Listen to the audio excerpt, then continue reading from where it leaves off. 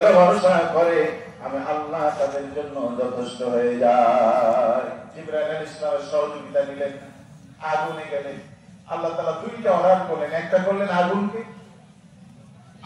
আল্লাহ order করলেন ইয়া নারুকুনি বারদান ওয়া সালামান আলা ইব্রাহিম। ইব্রাহিমের জন্য শান্তিদায়ক নিরাপত্তার চাদর হয়ে যাও, বলেন আলহামদুলিল্লাহ। আরেকটা আল্লাহ রাব্বুল আলামিন ইব্রাহিম আলাইহিস সালামকে সালাম দিয়ে বললেন সালামুন আলা ইব্রাহিম। ইব্রাহিম তোমার প্রতি আল্লাহর সালাম। আল্লাহু আকবার। সম্মানিত ভাইরা, আমি আপনাদের কাছে খুব সংক্ষেপে বলার চেষ্টা করছি, আল্লাহর সাহায্য থাকলে পৃথিবীর কেউ ক্ষতি করতে পারে না। আল্লাহর সাহায্য না থাকলে পৃথিবীর কেউ বাঁচাতে পারে না। বিগত ফ্যাসিস্টদেরকে আমরা দেখেছি, গোটা দুনিয়া তারা দখল করে ফেলেছিল।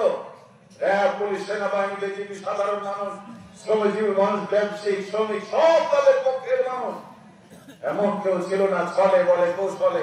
আমরা নিজেরাও তাদের ছত্র ছায়ে চলে গিয়েছিলাম। কোন না কোন ভাবে তাদের ভালোবাসা, তাদের অনুগ্রহ পাওয়ার জন্য আমরা মাথাটা নত করে দিয়েছিলাম। কি ঠিক না বলে?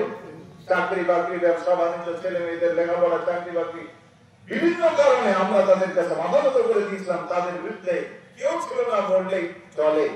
তাদের নামাজ ছিল, টুপি ছিল, দাড়ি ছিল, হজ ছিল, যাকাত ছিল।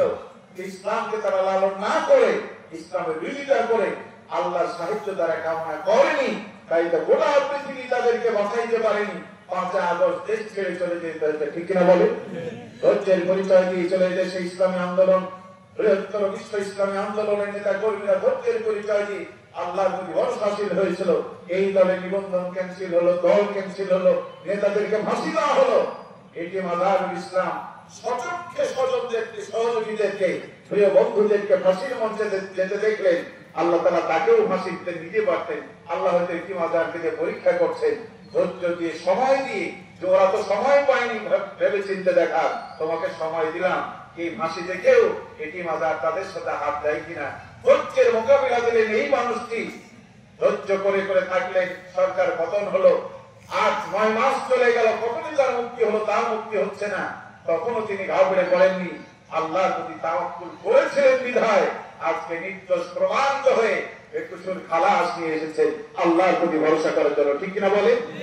ইউনূস আলাইহিস সালাম যখন সমুদ্রে ডুবে যায়, সন্তান হারালেন, স্ত্রী হারালেন, নিজেও মাছের পেটে চলে গেলেন, আল্লাহকে স্মরণ করলেন। আল্লাহ ইউনূস আলাইহিস সালামকে মাছের পেট থেকে মুক্তি দিলেন, হারানো সন্তানকে ফিরিয়ে দিলেন, হারানো স্ত্রীকে ফিরিয়ে দিলেন। বলেন আল্লাহু আকবার। ধৈর্যের পরিচয় আল্লাহ তাআলা এভাবে দেয়। আল্লাহর জন্য, দ্বীন কায়েমের জন্য চেষ্টা করেছিল বলে এই ধৈর্যশীল মানুষগুলি ছেলে হারিয়েছে, মেয়ে হারিয়েছে, সন্তান হারিয়েছে, স্বজনদের হারিয়েছে। ধৈর্যের প্রতি ছিল বলে আল্লাহ তাদের নিবন্ধন ফিরিয়ে দিয়েছেন, আল্লাহ তাদের দল ফিরিয়ে দিয়েছেন, নেতাদেরকে ফিরিয়ে দিয়েছেন, অতীতও ফিরিয়ে দিয়েছেন। বলেন আল্লাহু আকবার। এটি কিসের কারণে? ধৈর্যের কারণে। এই জন্য আমি উদাহরণ দিয়ে বলছি, ধৈর্য আমাদেরকে ধরতে হবে। ইব্রাহিম আলাইহিস সালাম ধৈর্যের পরিচয় দিয়েছেন। সম্মানিত ভাইয়েরা, সর্বশেষ ইব্রাহিম আলাইহিস সালামের জীবনের চূড়ান্ত পরীক্ষা হলো সন্তানকে কুরবানি করা। আপনারা জানেন, আল্লাহর হুকুমে ছোট্ট সন্তান এবং স্ত্রীকে রেখে এসেছিলেন সেই কাবার প্রান্তরে। জনবাহী মরুপ্রান্তরে ছিলেন দীর্ঘ সময়, প্রায় 13 বছর। সন্তানের খোঁজ নেওয়ার সুযোগ নাই, স্ত্রীর খোঁজ নেওয়ার সুযোগ নাই। 9 দিন হযরতে আল্লাহর নবী ইব্রাহিম আলাইহিস সালাম স্বপ্ন দেখলেন, আমি যেন সন্তানকে কুরবানি করছি। সকালবেলায় চলে গেলেন তিনি সন্তানদের কাছে, স্ত্রীর কাছে। দীর্ঘদিন পরে এসেছেন, আদর দেওয়ার জন্য নয়, সহায় করার জন্য নয়। সন্তানকে কাছে রেখে বললেন, ইয়া বুনাইয়া ইন্নী আরা ফিল মানামি আন্নী আযবাহু ফামাজুর মাযাতা। ও কলিজার টুকরা সন্তান, আমি স্বপ্নে দেখেছি আমি যেন তোমাকে কুরবানি করছি। এই ব্যাপারে তোমার মতামত, সিদ্ধান্ত কি? যেমন পিতা তেমন পুত্র, তার বুঝতে বাকি রইল না। বাবা তো নবী, নবীদের স্বপ্ন স্বপ্ন না, এটা আল্লাহর ওহী। আল্লাহু আকবার। এটা আল্লাহর ওহী, এটা আল্লাহর সিদ্ধান্ত। সন্তান বললেন, বাবা চিন্তা ভাবনার কোন সুযোগ নেই, ফানজুর মাযাতা। তিনি বললেন, তোমার চিন্তা তুমি বলো। ছেলে থেকে বলেন, ইয়া বাতি ফাল মা তুমারু সাতাজিদুনি ইনশাআল্লাহ মিনাস সাবিরিন। বাবা চিন্তার কারণ নাই, আপনি যা যা দেখেছেন তাই তাই আপনি করে দেন। আল্লাহু আকবার। কোন দেরি করবেন না, কারণ দেরি করতে গেলেন, পরামর্শ করতে গেলেন, এত কঠিন কাজ মা যদি শুনে, মা বাধা হয়ে যেতে পারে, আপনার আমার ভিতরে ভালোবাসার সম্পর্ক বেড়ে যেতে পারে।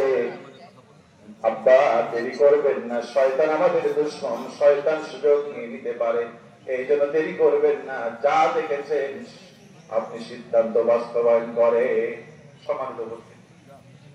কি সন্তান আমরা হলে কি বলতাম যে এতদিন খোঁজ নিতে পারলেন না, এতদিন কোনো খোঁজ খবর নিলেন না, আর আজকে এসে আপনি বলছেন আমি স্বপ্ন দেখি, এত সস্তা। আমরা এই জবাব দিতাম, কিন্তু সাইয়েদনা ইব্রাহিম ইসমাইল আলাইহিস সালাম বলেন আপনি যা দেখেছেন তাই করেন। হাজেরা শোনার সাথে সাথে তিনিও বললেন এদিকে আল্লাহর সিদ্ধান্ত বলা হাত। একজন মা জনম দুঃখিনী মা, গর্ভধারিণী মা, আল্লাহর ভালোবাসার জন্য সন্তানকে গোসল দিলেন, আতর সুরমা দিয়ে সাজায়া বাবার হাতে তুলে। পিতা পুত্র যখন রেডি হয়ে গেলে আকাশ থেকে আওয়াজ আসতেছে আল্লাহু আকবার, আল্লাহু আকবার।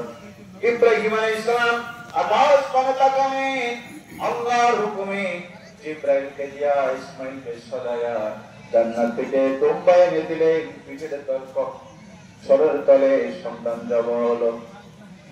আকাশ থেকে ডাক এসেছে ওয়ানাদাইনাহু আইয়া ইব্রাহিম। আকাশ থেকে ডাক এসে বলল সাদ্দাকতার রুইয়া, তোমার স্বপ্নকে তুমি বাস্তবায়ন করেছো, বলেন আলহামদুলিল্লাহ। আপনাদের কাছে ব্যাগ যাচ্ছে, আমাদের ধারণাটাও বাস্তব। আপনারাই বিজয়ী, ঠিক না? আপনারাই বিজয়ী।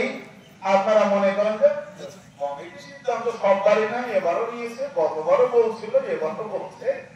তো আর কমিটির অবস্থা হয়েছে কি জানেন, ওই দারোগার নাকি সাইকেল হারিয়েছিল, এখন চায়ের স্টলে চলছে, আমার সাইকেল হারিয়েছে, এই অঞ্চলে কেউ না কেউ নিয়েছে, সাইকেল বিকাল 4টার ভিতরে যদি ফিরায় না দিস, আমি চিটাগাঙে যে ঘটনা ঘটিয়েছিলাম আমি কিন্তু সেই ঘটনা ঘটিয়ে ছাড়বো।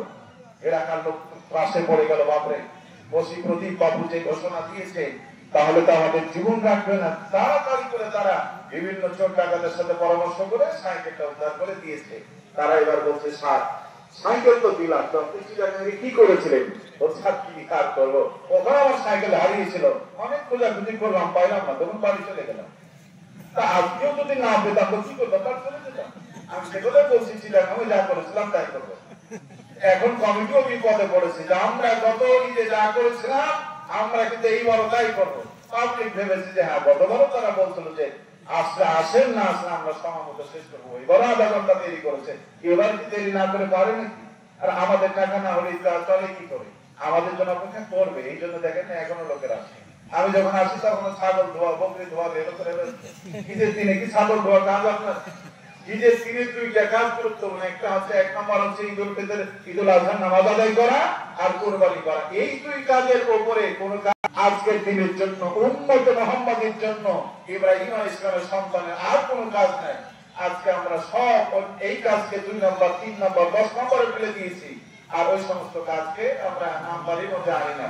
আউযুবিল্লাহি মিনাশ যালিক। সম্মানিত মুসলিমবৃন্দ, এই জন্য সমালোচনা আপনারাই করবেন যে না এই কমিটি সিদ্ধান্ত নিয়ে বাস্তবায়ন করতে পারেন। কমিটি কার জন্য? আপনাদের জন্য। কি ঠিক না বলেন? কমিটি আপনাদের জন্য, আয়োজন আপনাদের জন্য, আজকের দিনটা আপনাদের জন্য। তা আপনাদেরকে বাদ দিয়ে তা আসলে হয় না। এই যে আপনারা কেন বুঝতে চান না, আপনারা কেন এটাকে আমলে নিতে চান না? 10 মিনিট আগে আসলে কি আপনার খুব ক্ষতি হয়ে যায়? এই অভ্যাসকে আপনারা বর্জন করছেন, এটা তো আমাদের জন্য মারাত্মক। যে ইব্রাহিম আলাইহিস সালাম আল্লাহ সন্তুষ্টির জন্য নিজের সন্তানকে কুরবানি দিতে পারে, আর আপনি একটু সময় কুরবানি দিতে পারছেন না, কিসের আপনি ইব্রাহিম আলাইহিস সালাম